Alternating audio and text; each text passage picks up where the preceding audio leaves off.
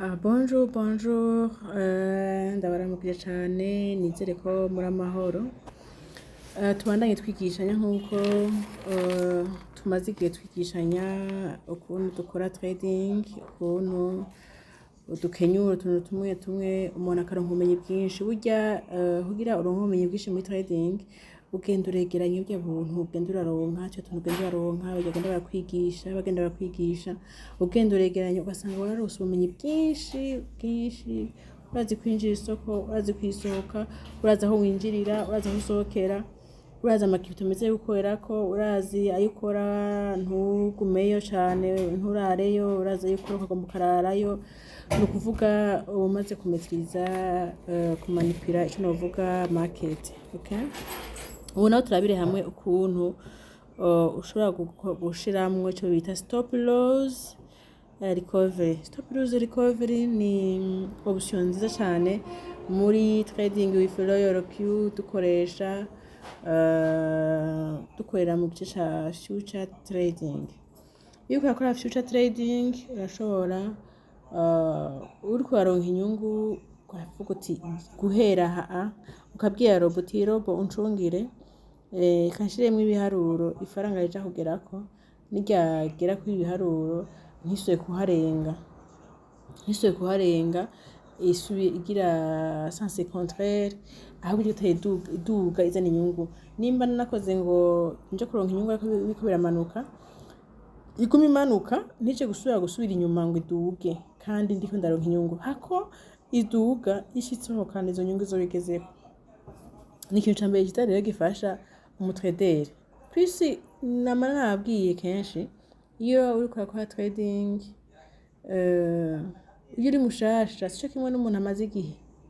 Iyo umaze igihe mbwa naho nyene ntubura umuntu ukurikirana cane ama update ibintu bigisha ukabikurikirana akantu wumvise gashasha ukakamansiona muri agenda yawe usanga usanga muri faible atabumenyi bwinshi ufise.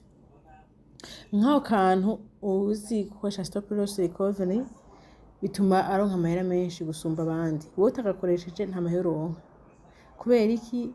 Usanga barakigishije ntiwakurikiranye canke inyigisho bigishije wewe ntiwari uhari, hanyuma kandi n'inyigisho twigishije twazitanga mu magroupe twigishirizamwo kugira utaronse akanya ko kwiga azikurikirane.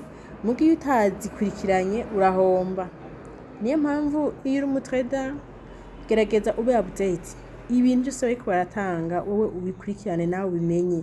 Naho wowe wafatiriwe umenye ko ufise devoir niba heza ivyo urimwo ugende muri video abandi bize nawe wige kugira akantu kose ugafite kandi ako kantu ukandike kuko kumviza no kuraba gusa ntibimaze ariko kwandika ibi bintu bya trading ni umwuga utungisha umuntu, ni umwuga wa misi yose, ni umwuga biba bikenewe ko umuntu buri munsi agenda ararasumye mu isoko ya crypto. Utegerezwa kurana amadolari kanaka wararanye warose. Kubera iki? Wasumye urafise Royal Q, nta ruhombo nta stress, ntaje kuvuga ngo sinokwinjira isoko ubu ndatinye. Royal Q winjira isoko umwanya wose ushakiye. N'umucunzi wawe ushaka kumubwira Royal Q uje kungurira amaparametrage wize isoko kanaka uje kungurira niyo ino faranga ryagera ngaha uce winjira isoko ugure. Royal Q niyo ryaduga rikagera kuri izi nyungu uca useringa. Royal Q niyo ifaranga ryaduga rikagera hariya uce winjira aho turi muri future kugira ukore short, okay? Royal Q niyo vyagenda ukuntu kuvuga nta gituma na kimwe cyo kuza kwinjira isoko. Naho winjira aho igeze Royal Q irakorera mu cyo bita margin call irakora bimanuka canke biduga kigendera guha inyungu. Mwazi ko ifaranga mu kumanuka canke mu kuduga ntiriduga direct canke ntimanuka direct, rigendera gira amazigizagi duga ndimanuka mu gatandatu basanga no kuduga.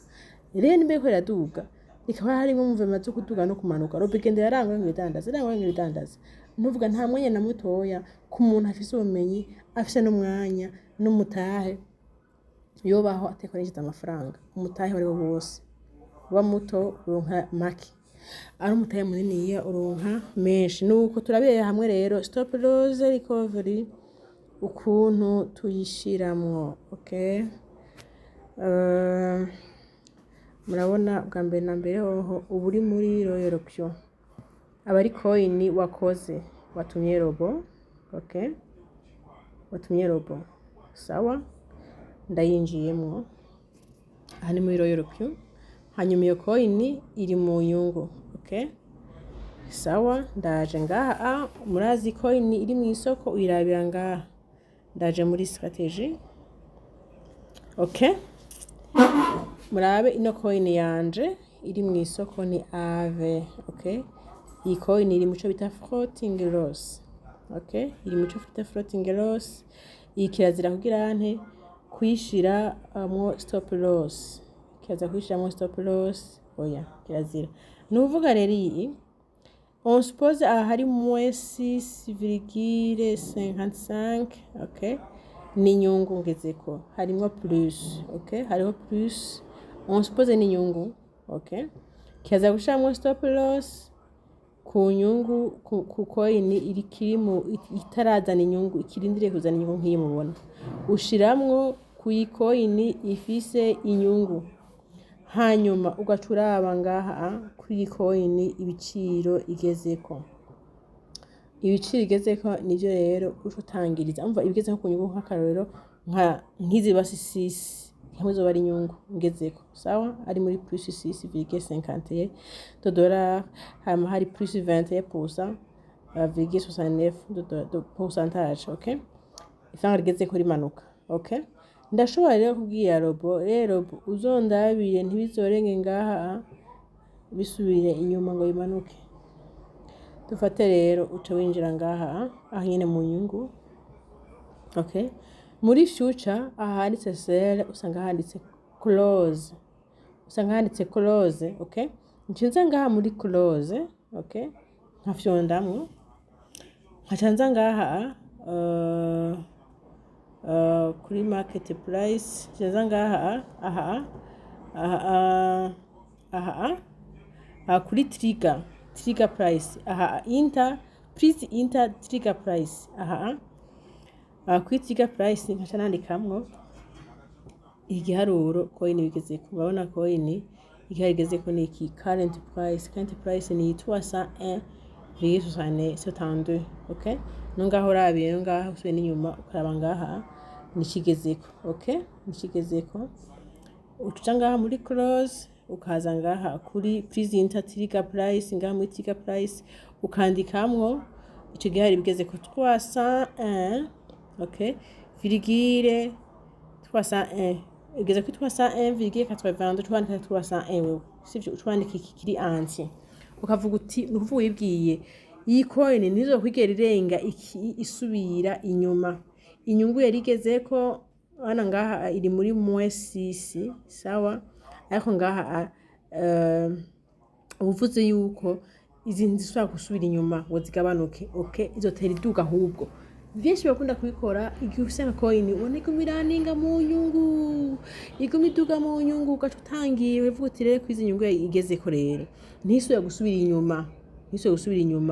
Izi nyungu hako isubira inyuma ikizitahana ikiseringa ikiva mu isoko.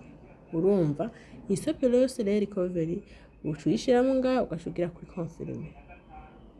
Sivyo, hari ahantu ngaha bashobora kuguha hepfo ngo market price ukayemezako. Oya, market price ntuyemezako, ahubwo ucuyemeza kuri 100%. Bashobora kuguha ngaha hepfo 100%, ucuyemezako. Market price ntuja mu kugize kuri market price, uba wemezanije na take profit wawe wakoze webwe wawe avant wabwiye robo uje kugura ukunjire kuri ibiciro, hama n'ifanga ryaduga canke ryamanuka kuri percentage zingana uku ucunzanira inyungu. Wemeje kuri market price nivyo bishatse kuvuga. Mangaha wowe utangiriye uti burya rero niyo iri faranga ryagera kuri ibiciro. Ni nko ushaka kwiga no muri sport. Ndabwira no muri sport ashaka kubikora ukagira uti bona nkaha dufate warinjiriye kuri average price ni kuvuga twinjiye mu turangura iri faranga ryaye kuri 385,84,86 $. Okay, position quantity naguze ave iva n'iki $30 ibiciro igeze kuno munsi 300 none yarakorotse sivyo yarakorotse ni ukuvuga ndashaka kuvuga nti niyo yarengaga 384 yitwa 384 nico ninjiriye ko cyo naranguriye ko imaze hamwe yobera muri 301 ikaza muri 384 nzoba ntawe kuja mu nyungu hamwe ndashaka kuvuga nti 385 niyayigerako ntizosubire kumanuka izoshigumiranira mu nyungu niyo byanka kwiraninga mu nyungu izoshisohoka inzara izo nyungu zobigezeko ni ukuvuga ngaha ndi muri konkorera muri sport ushobora gushirayo iki hejuru y'ico gatoya hejuru y'ico winjiriyeko ushobora gushira muri 385 USDT izigezeko iduga ntizosubire gusubira inyuma sawa aha muri future ucuraba kwera muri future ubigira uri mu nyungu uri mu nyungu ucuvuga iki giharo nyene bigezeko ucukura kama virigire inyuma basuga ntibigutere stress ibi by'inyuma ukabikora ukacugira 301 nyege ku 301 ahine ku 301 nyene ndatangiriye iyo kwenze use kurenga 301 imanuka izoguma iduga kugeza nuvuga rero muri future iyo ndi mu nyungu nandikaho ico giharo nyene ngezeko okay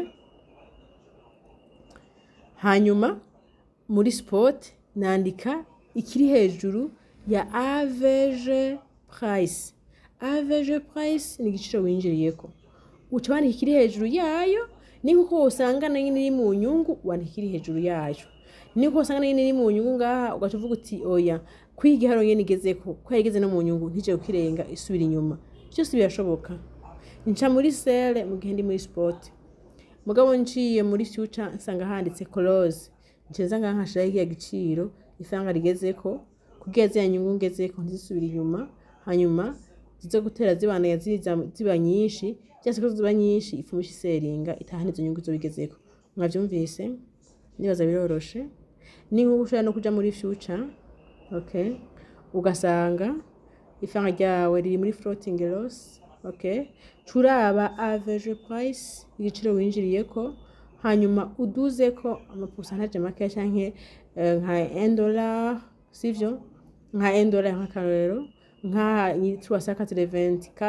324,86 okay $, ukavuga uti aha amuri trigger price ukawushiramwo 385 USDT nukuvuga niyo yagera kuri iki giciro iza mu nyungu ntizosubira kumanuka izogema iduga izana inyungu nyinshi niyo yabona ko bidakunda ifaranga niyo rya coin niyo yahungabana bikanga kwisuka kuharenga ngo iduge tushiseringa aka nakajede gatuma turonka amahera menshi ibi bironka abantu bafite umwanya wo kwiga trading ijana no kwiga n'urugendo shuri bisaba kugenda uriga kandi ugenda urapratika n'urugendo rwiza cyane ryoshe rurimo ivyigwa byinshi kandi rurimo n'amahera menshi uko ugenda uriga byinshi niko nkana inyungu nyinshi nuko rero mubandanye munkurikirana kandi ikibazo mugira muze murabaza muri commentaire muri comment canke WhatsApp yanje besho barayifise n'amagroupe WhatsApp nigishizamwe besho barayazi mwashaka kubaza aho mutatahuye turi kumwe mugira umugoroba mwiza